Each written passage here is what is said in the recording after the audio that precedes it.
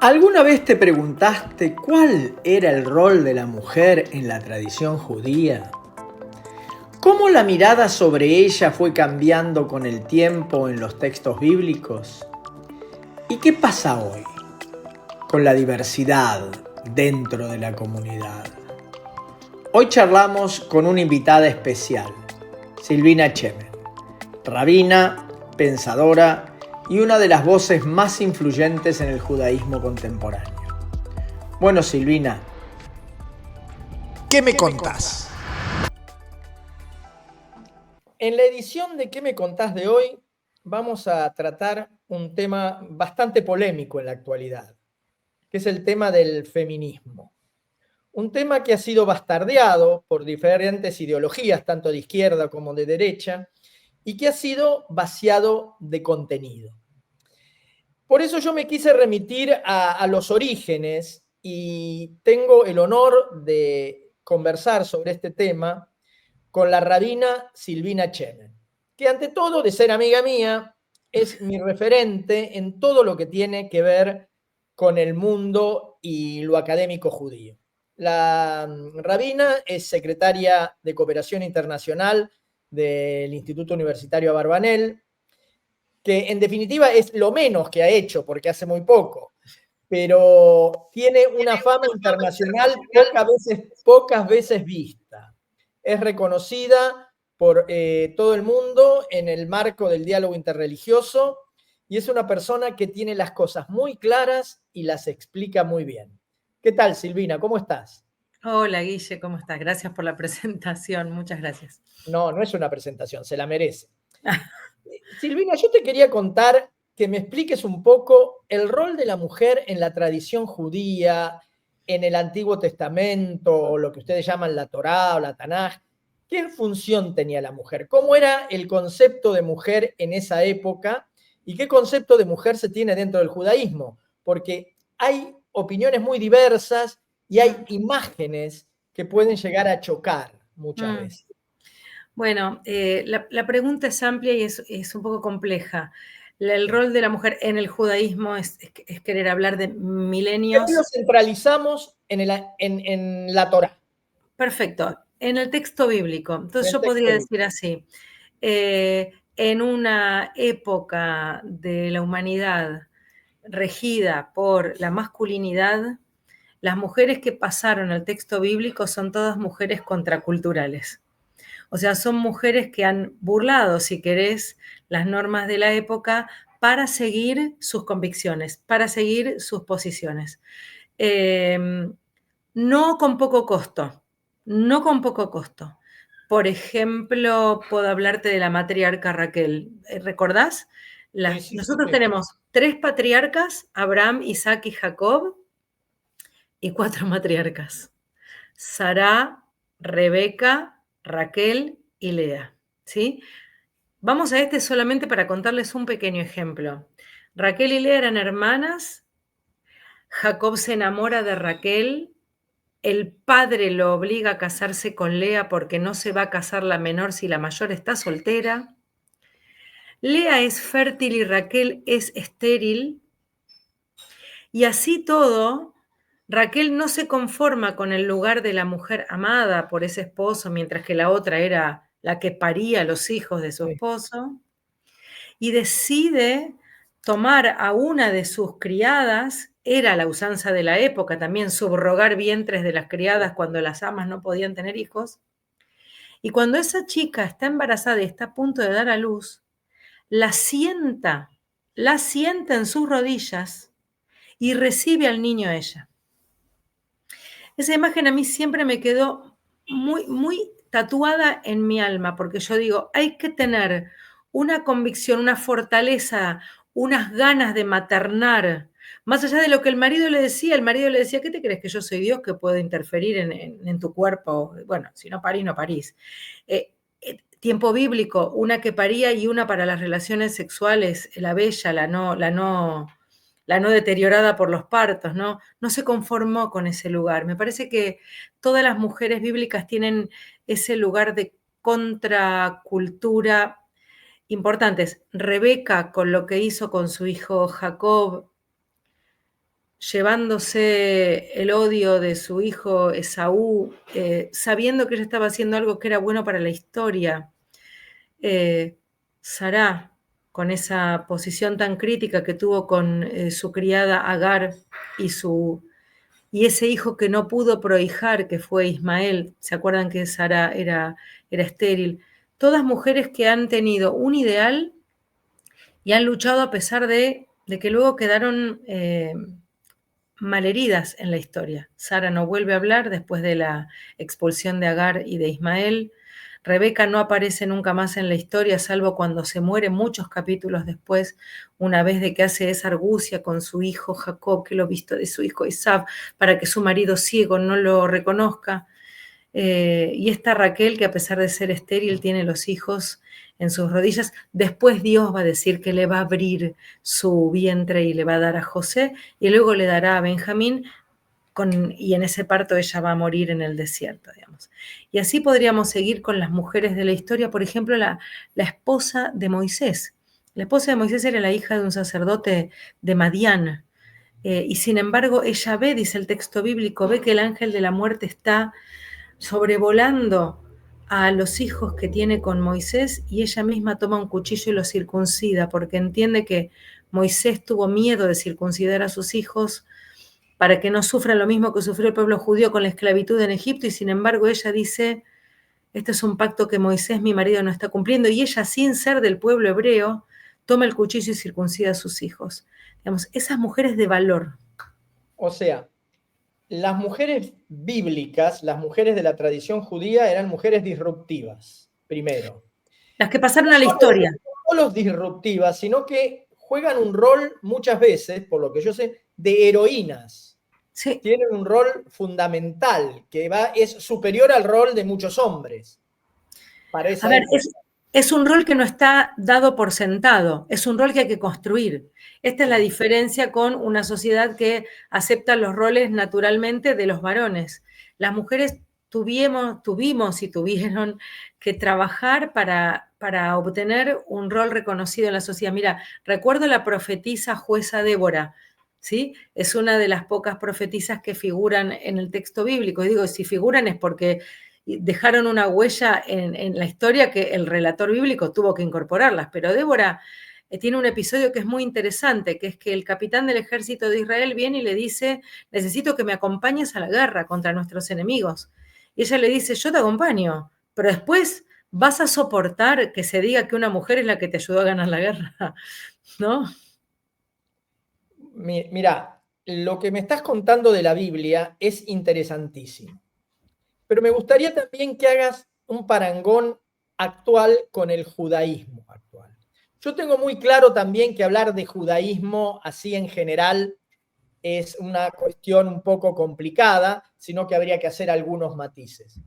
Pero muchas veces, para las personas que no tienen determinada formación, ven en la tradición judía, o lo que ellos ven en la tradición judía, un sojuzgamiento de la mujer, un rol secundario y una actitud desfasada con los tiempos actuales.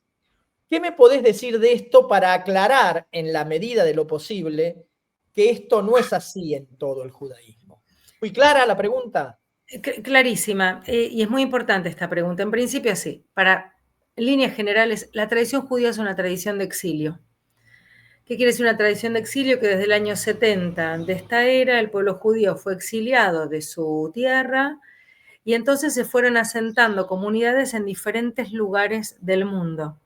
Cuando un pueblo en el exilio se asienta, se adopta las culturas de los lugares en donde va viviendo. ¿Está bien? Entonces quiere decir que es una tradición que se fue creciendo en una pluralidad y en una diversidad inconmensurable como el mundo lo es. O sea que no es una tradición judía, sino que es una tradición del lugar donde se asentaron. Quiero decir que los usos culturales de cada época histórica también fueron adoptados por los judíos. Los judíos, sí. ¿Entendés? En cada lugar en donde Entonces, por ejemplo, yo no podría decir que la comunidad judía de Alemania y la comunidad judía del Yemen tenían características culturales parecidas. ¿Por qué no? Seguían la misma ritualidad judía, pero entendiendo la cultura de acuerdo al momento y al lugar en donde vivían. ¿Esto qué generó? generó diferentes interpretaciones a los mismos textos, generó diferentes lecturas a las mismas leyes, generó diferentes roles simbólicos en la sociedad de acuerdo a lo que cada uno iba viviendo en su cultura. Entonces, en Europa, después de la Revolución Francesa, cuando empiezan a surgir las palabras como igualdad, libertad, fraternidad, cuando empiezan a surgir los estados-nación y el concepto de ciudadano, muchas comunidades judías entendieron que seguir cerrados en un único lenguaje, en una única modo de vivir una tradición al interno, no los iba a ayudar a desarrollarse en el lugar en donde estaban viviendo. Esto está pasando en Alemania, por ejemplo, pasó. Entonces deciden, por ejemplo, entender que los judíos debía ser solamente una religión dentro de las sinagogas, dentro de los lugares de culto, y que los judíos tenían que ser alemanes en la calle. Esto hace una revisión también de los textos y las leyes. Y entonces, por ejemplo, se ponen a revisar si en la calle se está peleando por la igualdad de varones y mujeres, por la igualdad de las personas en una sociedad. ¿Las mujeres tienen prohibido ser rabinas? Vos sabés que en ningún lado de ningún texto de toda la tradición judía milenaria, de donde quieras, dice que está prohibido que las mujeres seamos rabinas. Lo que dice es que las mujeres tenemos la libertad de no cumplir algunas leyes rituales que nos atan a algún horario particular en el tiempo, en el día. ¿Por qué? Porque se entendía que la mujer... Con la actividad de criar a los hijos. Claro, porque tiene que ver con la lectura de la cultura. Sí. Hoy en día... No tiene nada que ver con la teología. No, por eso digo, los varones hoy en día cambian pañales y las mujeres son gerentas de empresas, ¿no? Y está bien. En ese momento la cultura decía otra cosa. Entonces, los rabinos liberan, eximen a las mujeres de algunas leyes que tienen un horario muy fijo. Por ejemplo, las leyes de los rezos matutinos, en donde hay que ponerse las filacterias, que lo tenés que hacer entre que despunte el alba y sale el sol, un horario diferente todo el año. En fin, digo, cuando vos estás criando hijos, es difícil de hacerlo. Ahora, que estemos liberadas no quiere decir que estemos prohibidas, sino que uno puede elegir asumir ese compromiso, esa responsabilidad con total libertad y también con total responsabilidad, ¿no? Digamos que la tradición judía es condescendiente con las mujeres, entonces, tradicionalmente, valga la redundancia, les permite no atarse a esa tradición. A esas leyes rituales que a veces son difíciles de cumplir. Porque la tradición judía dice, la tradición judía es una tradición preceptiva, o sea, hay leyes para vivir la vida desde que nacés hasta que morís, desde que te levantás hasta que te acostás. No es solamente una religiosidad en términos de lo cultural, en términos de lo litúrgico. Vos tenés leyes para comerciar, para educar. El catecismo católico también, de una época, tiene respuesta para todo. Claro, y tiene una legalidad, ¿entendés? Vos vivís judío, vos comés judío, vos comerciás judío, vos te vestís judío, vos rezás judío. Sí. Que no es solamente la parte más religiosa como la tenemos hoy en día introyectada. Bueno, el tema es que cuando aparece esta gran reforma que fue en Europa, imagínate que salen otros grupos que dicen esto nos va a llevar a perder la tradición judía.